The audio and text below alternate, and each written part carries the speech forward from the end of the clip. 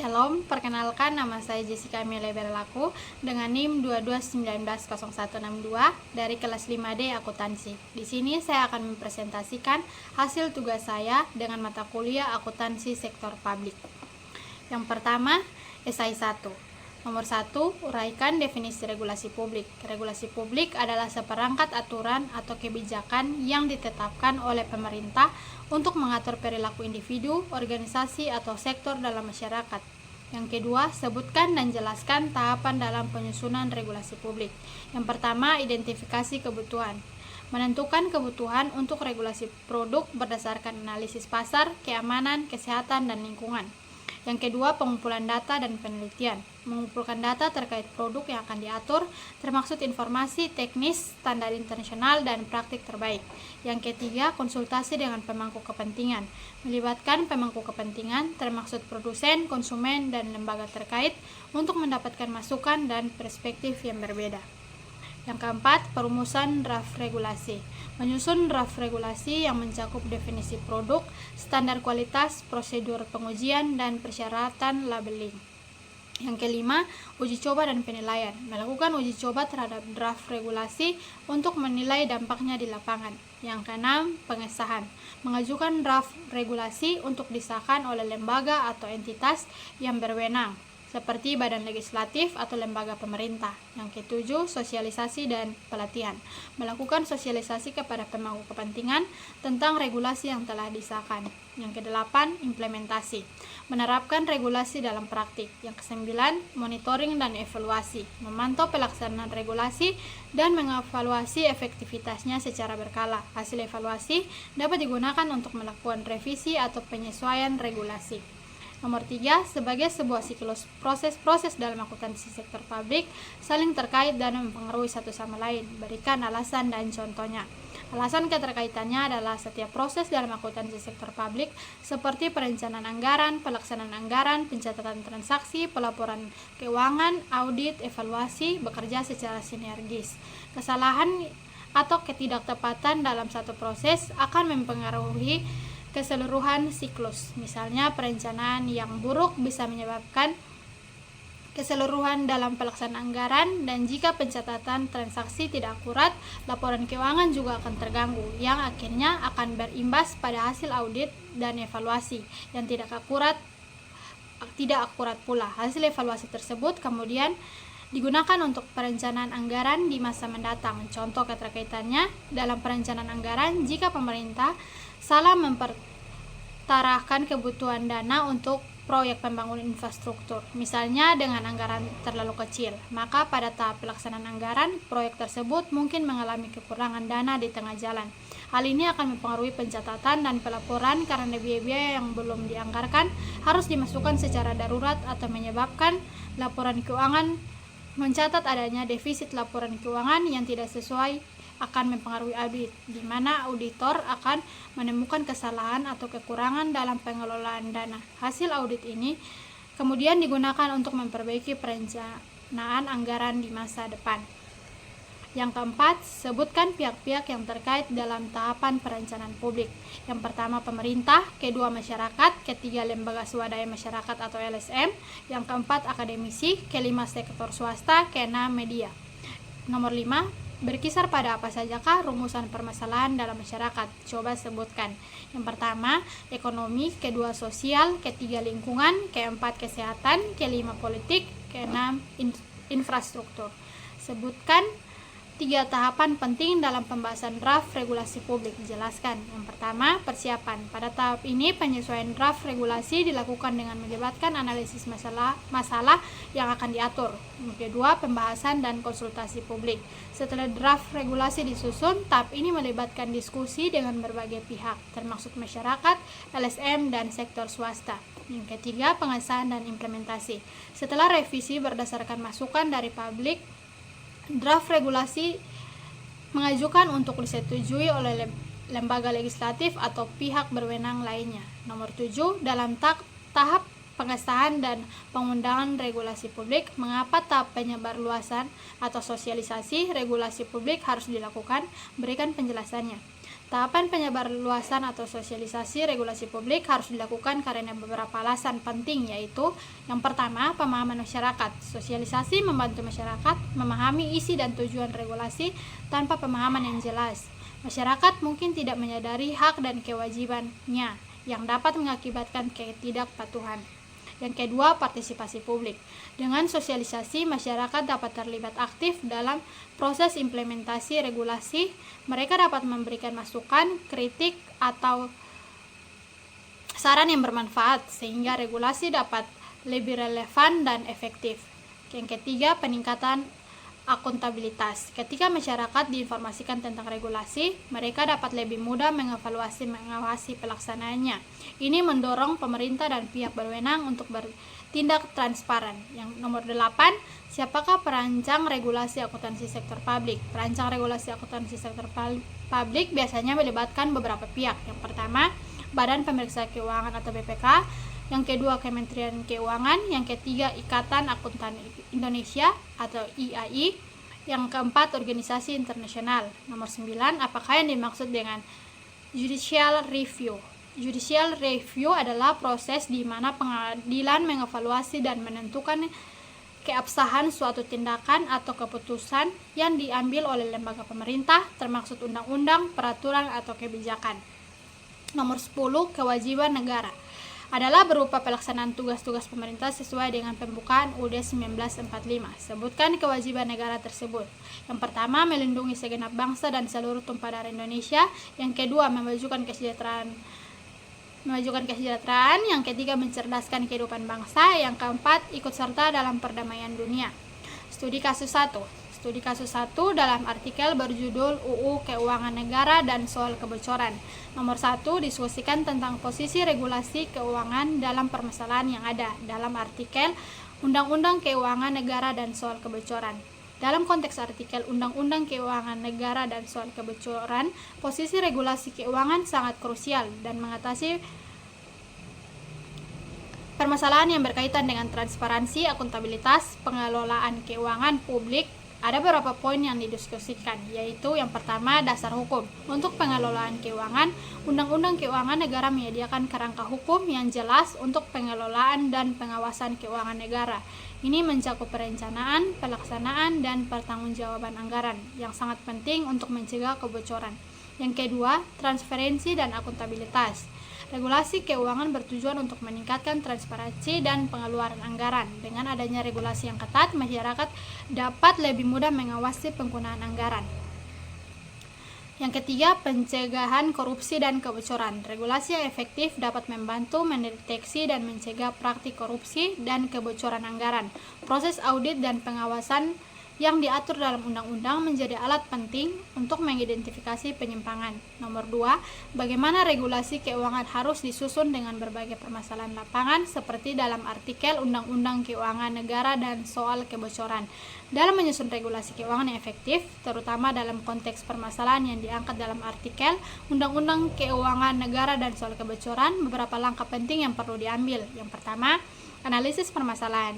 Yang kedua, penyederhanaan prosedur. Ketiga, penguatan sistem pengawasan. Keempat, transparansi dan akses informasi. Yang kelima, pendidikan dan pelatihan. Yang berikut, esai 2. Nomor 1, sebutkan apa saja standar akuntansi sektor publik yang telah ada di Indonesia. Beberapa standar akuntansi sektor publik yang telah ada di Indonesia yaitu yang pertama, Pernyataan Standar Akuntansi Pemerintah atau PSAP. Yang kedua, Standar Akuntansi Pemerintah atau SAP. Yang ketiga, Peraturan Pemerintah Nomor 71 Tahun 2010. Yang keempat, Peraturan Menteri Keuangan. Kelima, Standar Akuntansi untuk entitas non-profit. Nomor 2, apakah yang mendasari bahwa pernyataan penyusunan pedoman akuntansi keuangan sangat diperlukan? Jelaskan. Pernyataan bahwa penyusunan pedoman akuntansi keuangan sangat diperlukan didasari oleh beberapa faktor, yaitu yang pertama, akuntabilitas dan transparansi. Pedoman akuntansi keuangan membantu meningkatkan akuntabilitas dan transparansi dalam pengelolaan keuangan publik. Yang kedua, keseragaman praktik. Penyusunan pedoman memastikan keseragaman dalam praktik akuntansi di seluruh organisasi sektor publik. Yang ketiga, pengambilan keputusan. Informasi yang disajikan dalam laporan keuangan yang mengikuti pedoman yang baik membenarkan dasar yang kuat bagi manajemen dan investor dalam membuat keputusan yang tepat. Nomor 3, jelaskan tujuan dari penyusunan pedoman akuntansi. Tujuan dari penyusunan pedoman akuntansi meliputi yang pertama, memastikan kepatuhan, menyediakan pedoman yang jelas untuk memastikan bahwa entitas mematuhi standar akuntansi dan regulasi yang berlaku. Nomor 2, meningkatkan konsistensi, menciptakan kerangka kerja yang konsisten dalam pencatatan dan pelaporan, sehingga laporan keuangan dapat dibandingkan dari waktu ke waktu. Mendukung pengambilan keputusan, memberikan informasi yang relevan dan akurat bagi manajemen dan pemangku kepentingan untuk mendukung keputusan strategis. Nomor 4, apa hubungan antara standar pelaporan dan standar audit? Jelaskan tujuan dan fungsi. Standar pelaporan, standar ini menerapkan prinsip-prinsip akuntansi yang harus diikuti oleh entitas. Sedangkan standar audit tujuannya untuk memastikan bahwa laporan tersebut disusun sesuai dengan standar pelaporan yang berlaku. Yang kedua, kepatuhan. Standar pelaporan memberikan kerangka yang harus diikuti oleh entitas saat menyusun laporan keuangan. Auditor dengan menggunakan standar audit menilai apakah laporan keuangan tersebut sesuai dengan standar. Yang ketiga, kualitas informasi. Standar pelaporan berperan dalam menentukan kualitas informasi yang disajikan dalam laporan keuangan. Standar audit memastikan bahwa informasi tersebut telah diverifikasi dan dinyatakan wajar oleh auditor, meningkatkan kepercayaan pengguna laporan. Yang keempat, proses pengawasan. Auditor menggunakan standar audit sebagai alat untuk melakukan pengawasan terhadap penerapan standar pelaporan. Yang kelima, kepercayaan publik. Kepatuhan terhadap standar pelaporan yang diikuti oleh audit yang berkualitas membangun kepercayaan publik terhadap laporan keuangan. Nomor 5, coba uraikan dengan singkat tentang perkembangan pemikiran standar akuntansi publik di Indonesia. Awal reformasi tahun 2000 munculnya kebutuhan untuk transparansi dan akuntabilitas dalam pengelolaan keuangan publik pasca desentralisasi. Selanjutnya, pengembangan PSAK tahun 2004, Ikatan Akuntan Indonesia mulai mengembangkan persyaratan standar akuntansi keuangan atau PSAK. Entitas pemerintah selanjutnya penerapan PMK. Tahun 2009, pemerintah mengeluarkan peraturan Menteri Keuangan yang mewajibkan penerapan PSAK dalam laporan keuangan pemerintah. Selanjutnya, peluncur PSAP tahun 2010. IAI merilis pernyataan standar akuntansi pemerintahan atau PSAP sebagai pedoman bagi pengelola keuangan sektor publik.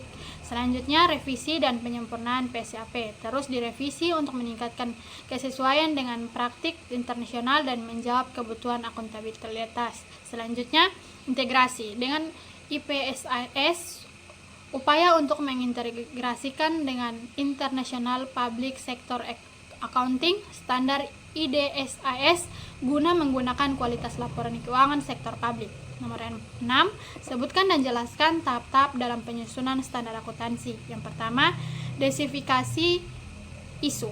Yang mengidentifikasi masalah isu yang memerlukan pedoman Arubens. Nomor 2, penelitian dan analisis. Melakukan penelitian untuk memahami isu secara mendalam, termasuk analisis terhadap praktik yang ada, standar internasional dan kebutuhan pengguna laporan keuangan. Yang ketujuh, jelaskan pengertian standar nomenklatur. Standar nomenklatur adalah sistem pengaturan dan penamaan yang digunakan untuk memberi nama pada objek, fenomena, atau konsep dalam suatu disiplin ilmu tertentu. Nomor 8, sebutkan hal-hal yang harus dipertimbangkan dalam menyusun standar nomenklatur. Yang pertama, konsistensi. Kedua, kejelasan. Ketiga, kesederhanaan. Yang keempat, relevansi. Yang kelima, internasionalitas. Yang keenam, stabilitas. Ketujuh, aksesibilitas. Yang kedelapan, keselarasan dengan sistem yang ada. Nomor 9, sebutkan ruang lingkup dari standar akuntansi pemerintah. Yang pertama, pengakuan dan pengukuran. Yang kedua, penyajian laporan keuangan. Yang ketiga, pelaporan keuangan. Yang keempat, audit dan pengawasan. Yang kelima, akuntansi aset dan kewajiban. Yang keenam, kepatuhan terhadap regulasi. Yang ketujuh, transparansi dan akuntabilitas. Nomor 10, Apakah tujuan disusunnya standar pemeriksaan keuangan negara? Uraikan. Yang pertama, menjamin akuntabilitas, meningkatkan akuntabilitas penyelenggaraan keuangan negara dengan memastikan bahwa pengelolaan anggaran dilakukan secara transparan dan bertanggung jawab. Yang kedua, meningkatkan kualitas laporan keuangan, menyediakan pedoman untuk penyusunan laporan keuangan yang akurat dan dapat diandalkan, sehingga pengguna dapat mengambil keputusan berdasarkan informasi yang valid. Yang ketiga, mendorong kepatuhan, memastikan bahwa entitas pemerintah mematuhi peraturan dan perundang-undangan yang berlaku dalam pengelolaan keuangan. Studi kasus kedua, studi kasus dengan topik pemeriksaan BPK Lemhanas wajar tanpa pengecualian. Nomor 1, dengan bahasa sendiri, simpulkan intisari dari artikel pemeriksaan BPK Lemhanas wajar tanpa pengecualian. Intisari dari artikel pemeriksaan BPK Lemhanas wajar tanpa pengecualian menunjukkan bahwa Badan Pemeriksaan Keuangan atau BPK telah melakukan audit terhadap Lembaga Ketahanan Nasional atau Lemhanas dan memberikan opini wajar tanpa pengecualian atau WTP. Hal ini menandakan bahwa laporan keuangan Lemhanas telah disusun dengan baik dan sesuai dengan standar akuntansi yang berlaku. Selain itu, hasil pemeriksaan ini mencerminkan transparansi dan akuntabilitas dalam pengelolaan keuangan yang penting untuk meningkatkan kepercayaan publik terhadap lembaga negara. Meskipun demikian, artikel juga menekankan perlunya perhatian terus-menerus terhadap pengelolaan anggaran dan potensi perbaikan untuk meningkatkan efektivitas lembaga. Nomor 2, apa peran dan manfaat standar akuntansi bagi pemeriksaan BPK? Dalam artikel pemeriksaan BPK Lemhanas wajar tanpa pengecualian, peran dan manfaat standar akuntansi bagi pemeriksa BPK adalah sebagai berikut. Peran standar akuntansi, yang pertama, panduan penyusunan laporan keuangan. Standar akuntansi memberikan pedoman yang jelas bagi lembaga termaksud Lemhanas dan menyusun laporan keuangan yang akurat dan transparan. Yang kedua, keseragaman dan keterbandingan. Dengan adanya standar, laporan keuangan dapat disusun dengan cara yang seragam, sehingga memudahkan BPK dalam melakukan analisis dan perbandingan antara lembaga. Yang ketiga, kepatuhan terhadap hukum. Standar akuntansi memastikan bahwa semua praktik akuntansi sesuai dengan peraturan dan perundang-undangan yang berlaku, yang menjadi dasar dalam proses audit oleh BPK. Manfaat standar akuntansi. Yang pertama, meningkatkan kualitas laporan keuangan. Standar yang baik meningkatkan kualitas dan kredibilitas laporan keuangan sehingga BPK dapat memberikan opini yang lebih akurat. Yang kedua, memperkuat akuntabilitas dan transparansi.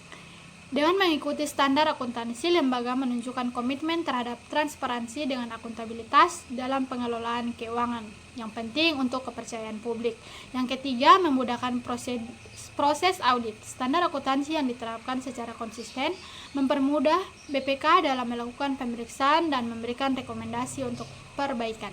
Nomor 4, mendorong perbaikan berkelanjutan dengan audit yang berbasis pada standar lembaga dapat mengidentifikasi area yang perlu ditingkatkan sehingga mendorong pengelolaan keuangan yang lebih baik di masa depan. Yang berikut esai 3. Nomor 1, uraikan mengapa akuntansi sektor publik perlu dipelajari secara tersendiri. Akuntansi sektor publik perlu dipelajari secara tersendiri karena beberapa alasan penting. Yang pertama, karakteristik sektor khusus sektor publik. 2, mempunyai regulasi standar. Yang ketiga, akuntabilitas dan transparansi. Nomor 2, sebutkan perbedaan akuntansi sektor publik dan akuntansi bisnis atau swasta. Beberapa perbedaan akuntansi sektor publik dan akuntansi bisnis atau swasta yaitu yang pertama, tujuan. Sektor publik bertujuan untuk memberi layanan publik, sedangkan sektor swasta bertujuan menghasilkan laba. Yang kedua, sumber pendanaan. Sektor publik, pendanaan berasal dari pajak dan iuran.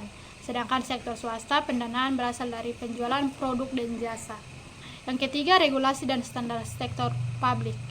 Sektor publik mengikuti standar akuntansi khusus seperti PSAK.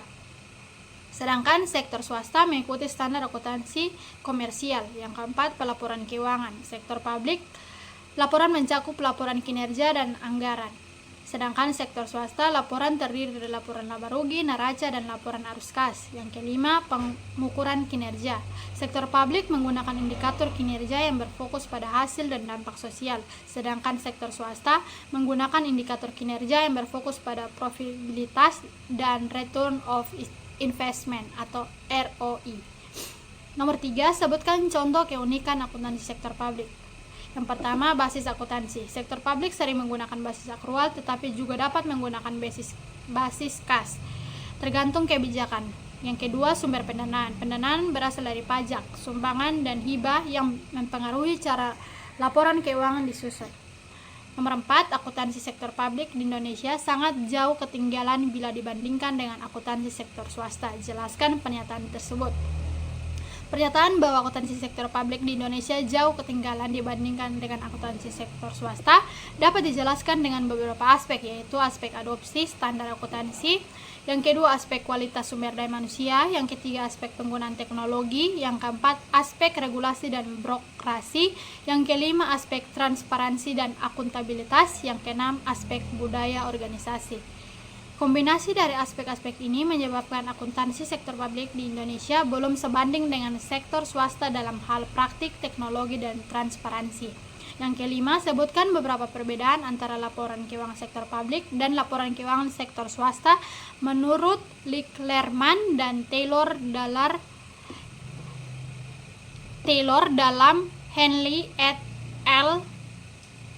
Tahun 1992. Beberapa perbedaan antara laporan keuangan sektor publik dan sektor swasta menurut Licklerman dan Taylor dalam Henley et al. Tahun 1992 yaitu: yang pertama, tujuan pelaporan. Sektor publik fokus pada akuntabilitas dan transparansi penggunaan anggaran publik, sedangkan sektor swasta fokus pada memberikan informasi kepada pemangku kepentingan untuk pengambilan keputusan investasi dan evaluasi kerja. Yang kedua, pengukuran kinerja. Sektor publik kinerja diukur berdasarkan output dan dampak sosial, bukan laba. Sedangkan sektor swasta kinerja diukur berdasarkan profitabilitas dan return on investment atau ROI. Yang ketiga, penggunaan sumber daya. Sektor publik sumber daya dikelola berdasarkan alokasi anggaran dan kepentingan publik. Sedangkan sektor swasta sumber daya dikelola dengan tujuan maksimalisasi laba dan efisiensi biaya. Yang keempat, dasar akuntansi. Sektor publik menggunakan basis akrual, tetapi sering juga menerapkan basis kas.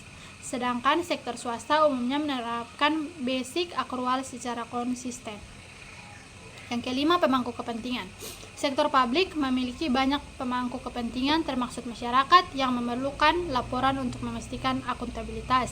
Sedangkan sektor swasta, pemangku kepentingan lebih berfokus pada investor, kreditor, dan manajemen. Nomor 6, sebutkan persamaan akuntansi sektor publik dan akuntansi swasta.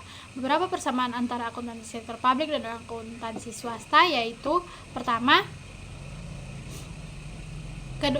prinsip akuntansi. Keduanya mengikuti prinsip dasar akuntansi, konsistensi, dan ketepatan waktu dalam pelaporan, seperti relevansi. Nomor 2, dasar pencatatan. Baik sektor publik maupun sektor swasta umumnya menggunakan dasar akrual untuk mencatat transaksi, atau meskipun dalam praktiknya mungkin ada variasi. Yang ketiga, tujuan pelaporan. Keduanya bertujuan untuk menyediakan informasi keuangan yang akurat dan transparan kepada pemangku kepentingan. Nomor 4, pengguna laporan keuangan. Laporan keuangan di kedua sektor digunakan untuk pengambilan keputusan dan evaluasi kerja.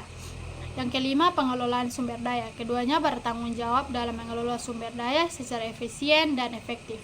Yang keenam, audit dan pengawasan. Keduanya memerlukan proses audit untuk memastikan akurasi dan kepatuhan terhadap standar yang berlaku. Yang ketujuh, pelaporan kedua sektor menghasilkan laporan laba rugi, neraca, dan laporan arus kas. Nomor 7, sebutkan konsep dasar berfokus pada penilaian kinerja suatu organisasi sektor publik saat ini. Yang pertama, akuntabilitas. Kedua, transparansi. Ketiga, indikator kinerja. Keempat, evaluasi berbasis hasil. Kelima, keterlibatan pemangku kepentingan. Keenam, benchmarking. Ketujuh, manajemen kinerja. Kedelapan, analisis biaya dan manfaat. Nomor 8, sebutkan dua hal mengenai kesulitan dalam benchmark penerapan ukuran kinerja swasta ke sektor publik. Yang pertama, perbedaan tujuan. Sektor swasta umumnya berorientasi pada profitabilitas dan nilai pemegang saham, sedangkan sektor publik fokus pada pelayanan masyarakat dan pencapaian hasil sosial. Ini membuat ukuran kinerja yang relevan untuk sektor sektor publik, swasta tidak selalu cocok untuk sektor publik. Yang kedua, variabilitas dan layanan. Sektor publik seringkali menyediakan layanan yang kompleks dan bervariasi, yang sulit diukur dengan indikator kuantitatif sederhana. Hal ini menciptakan batangan dalam menetapkan ukuran kinerja yang adil dan representatif untuk evaluasi di sektor publik. Nomor 9, jelaskan perbedaan kultur di sektor publik dan kultur organisasi bisnis atau swasta. Yang pertama, orientasi tujuan. Sektor publik tujuan utamanya adalah kesejahteraan sosial, sedangkan sektor swasta tujuan utamanya adalah maksimalisasi laba. Yang kedua, pengukuran kinerja. Sektor publik tidak terlalu fokus pada angka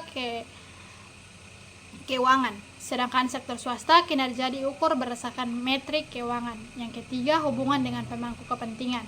Sektor publik, akuntabilitas kepada publik sangat ditekankan, sedangkan sektor swasta kinerja diukur berdasarkan kepuasan pelanggan.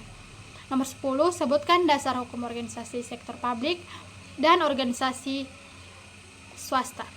Dasar hukum organisasi sektor publik yaitu UUD nomor 17 tahun 2003, UUD nomor 23 tahun 2004, UUD nomor 30 tahun 2014 dan peraturan pemerintah. Sedangkan dasar hukum organisasi sektor swasta yaitu yang pertama UUD nomor 40 tahun 2007, UUD nomor 8 tahun 1995, UUD nomor 20 tahun 2008 dan peraturan otoritas jasa keuangan atau OJK. Yang berikut studi kasus 3. Studi kasus dalam artikel yang berjudul banyak BUMN terjerat masalah keuangan.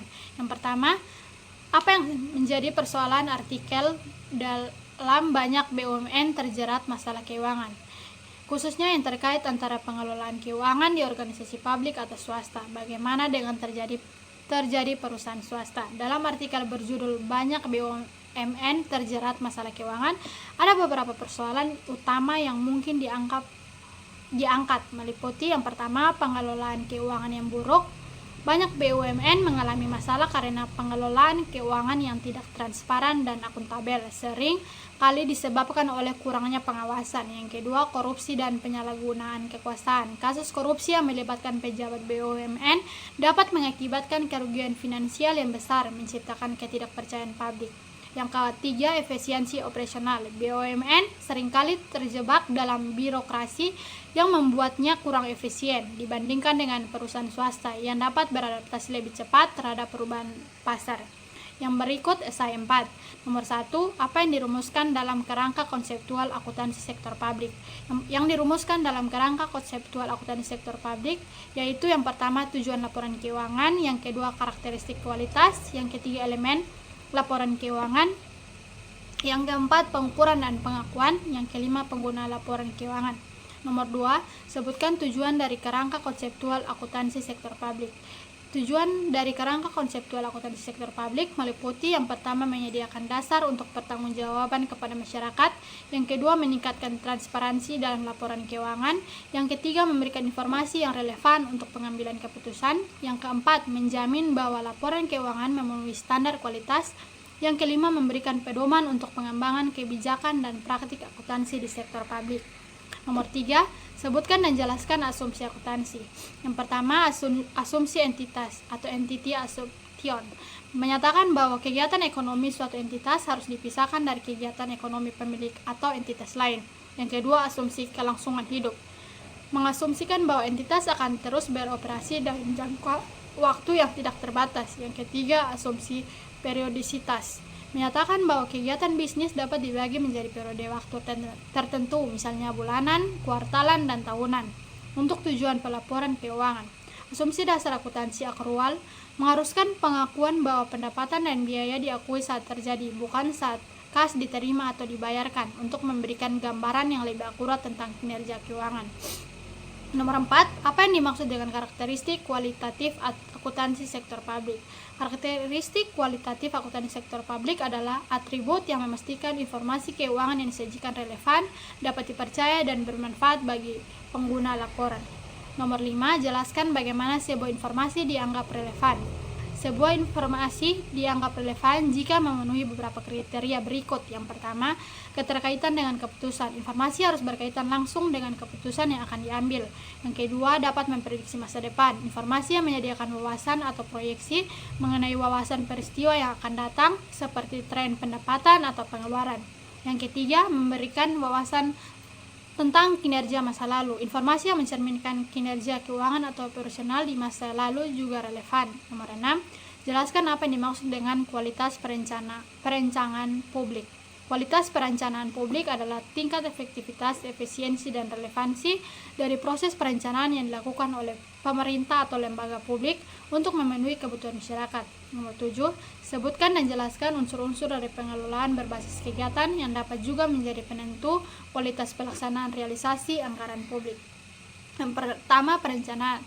Tahap di mana tujuan, sasaran, dan kegiatan ditentukan. Perencanaan yang baik memastikan bahwa semua aktivitas relevan dan selaras dengan prioritas publik serta kebutuhan masyarakat. Yang kedua, penganggaran. Penganggaran yang transparan dan berbasis pada data yang akurat dapat meningkatkan akuntabilitas dan efektivitas penggunaan anggaran. Yang ketiga, pelaksanaan. Implementasi dari kegiatan yang telah direncanakan. 4. Monitoring dan evaluasi. Proses untuk memantau, mengevaluasi hasilnya pelaksanaan kegiatan.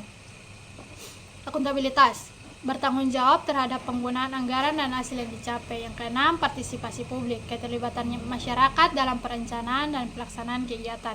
Yang ketujuh, pengelolaan risiko. Identifikasi dan penanganan risiko yang dapat mengganggu pelaksanaan anggaran. Nomor 8, uraikan karakteristik kualitas output realisasi anggaran publik.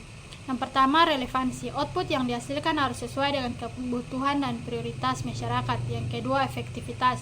Menunjukkan seberapa baik output menjadi tujuan yang telah ditetapkan. Yang ketiga, efisiensi. Mengukur hubungan antara input dan output, yaitu seberapa banyak sumber daya, uang, waktu, dan tenaga yang digunakan untuk menghasilkan output. Yang keempat, akuransi dan keandalan. Informasi dan data yang digunakan dalam pelaksanaan anggaran harus akurat dan dapat dipercaya. Nomor 5, keterukuran. Output harus dapat diukur secara kuantitatif dan kualitatif untuk menilai pencapaian dan dampaknya. Nomor 9, uraikan tahapan dalam pengadaan barang dan jasa publik.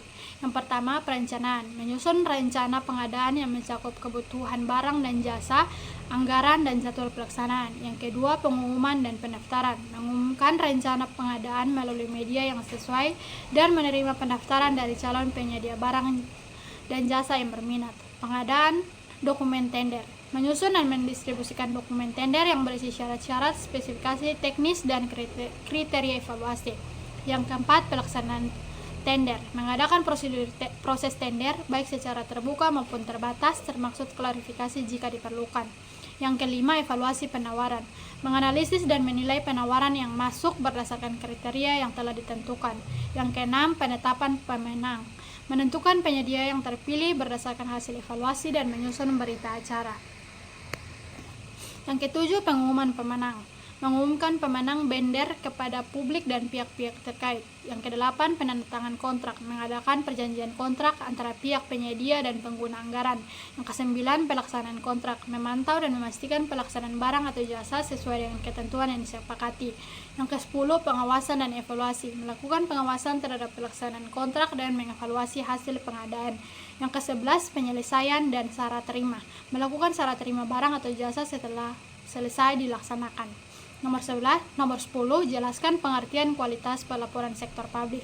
Kualitas pelaporan sektor publik mengacu pada karakteristik dan standar yang harus dipenuhi oleh laporan yang dihasilkan oleh lembaga pemerintah dan entitas publik. Kualitas ini sangat penting untuk memastikan bahwa yang disampaikan dapat diandalkan dan berguna bagi pemangku kepentingan seperti masyarakat, legislator, dan badan pengawas. Berikut studi kasus 4. Studi kasus 4 dalam artikel berjudul Perlunya Transparansi Keuangan Parpol. Nomor 1, apa yang menjadi fokus pembahasan dalam artikel ini? Dalam artikel berjudul Perlunya Transparansi Keuangan Parpol, fokus pembahasan terdapat beberapa poin penting, yaitu akuntabilitas penggunaan dana, menekankan pentingnya partai politik atau parpol untuk mempertanggungjawabkan penggunaan dana publik dan sumbangan yang diterima. Kedua, pencegahan korupsi. Menerapkan bagaimana transparansi keuangan dapat membantu mencegah praktik korupsi dan penyalahgunaan wewenang dalam partai politik. Yang ketiga, meningkatkan kepercayaan publik. Menjelaskan bahwa transparansi dapat meningkatkan kepercayaan masyarakat terhadap parpol dan sistem politik secara keseluruhan.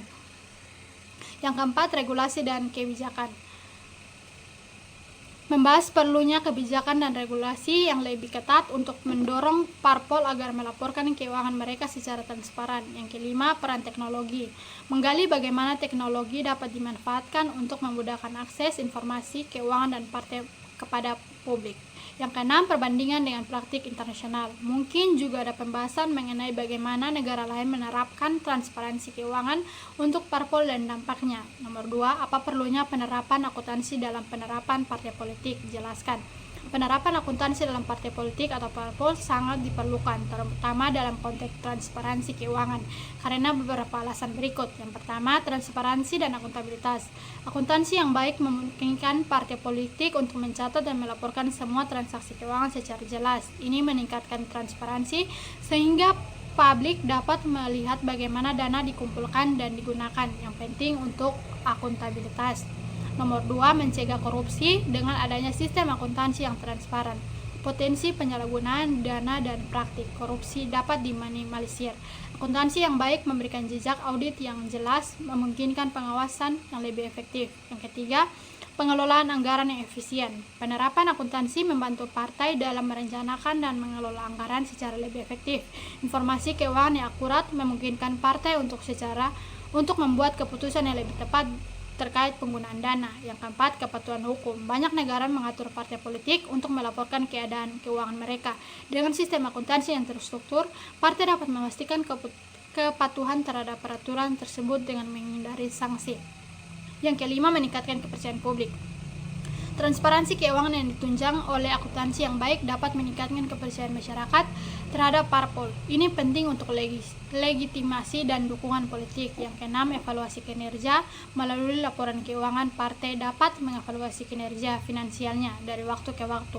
Ini membantu dalam mengidentifikasi keberhasilan dan kekurangan dalam strategi kampanye dan pengelolaan sumber daya. Sekian presentasi hasil tugas dari saya. Terima kasih, Shalom.